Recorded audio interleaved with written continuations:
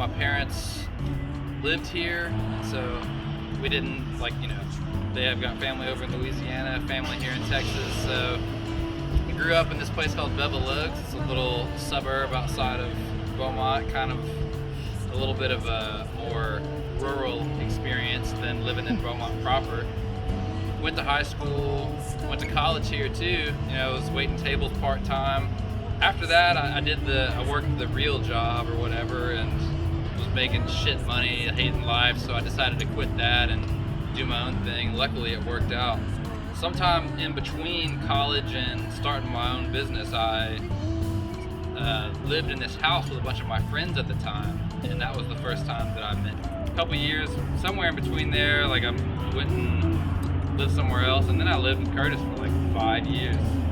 We had always, you know, talked about making music together. We'd always, you know, messed around a little here and there. We would jam. But one day when we were living at Curtis's house where he lives now,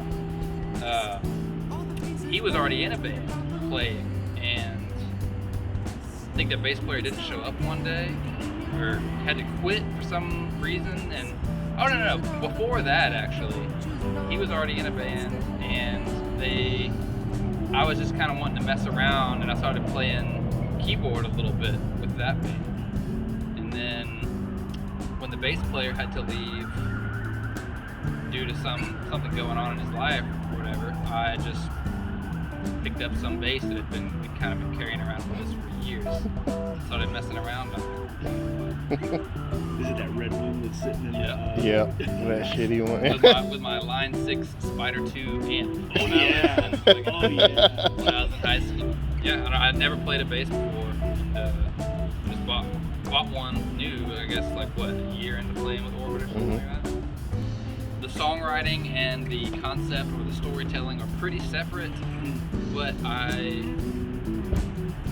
don't really see it as much of a challenge to adapt something like lyrics to the story, because it's so, you know, the lyrics, words and stuff, they're just symbols, and so you can adapt that to. This one's kind of like, I was gonna say something about this on the concept when we were talking about the concept, but whenever I joined the band, I was like super into this early 70s British progressive rock, like Yes, King Crimson, early Genesis. Like when I say Genesis, everyone just thinks like Abacab and after that. Yeah. But like when they had Phil Collins on the drums, when they had Peter Gabriel and Steve Hackett, like when they had those three together, that's when they made like the albums. And the one before Phil Collins and Steve Hackett joined, which is called Trespass.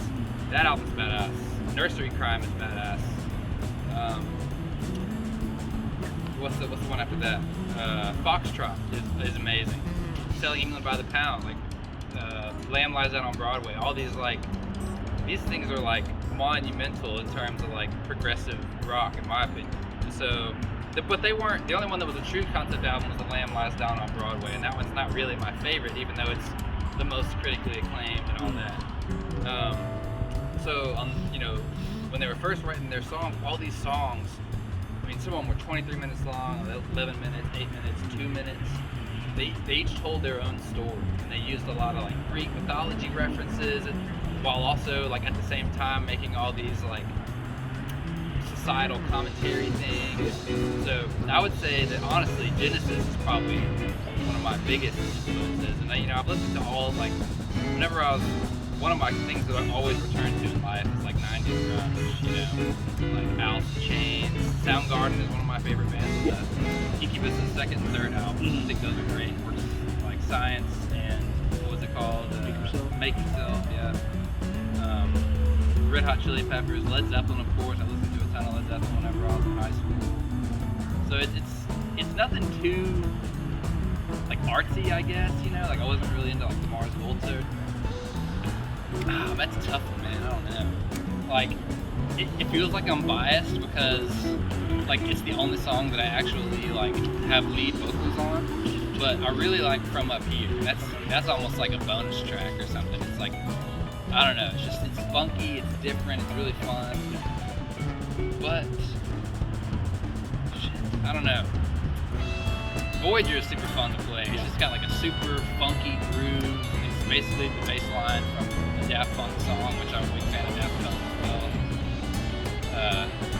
Yeah, so I'd say the toss-up between them up here. And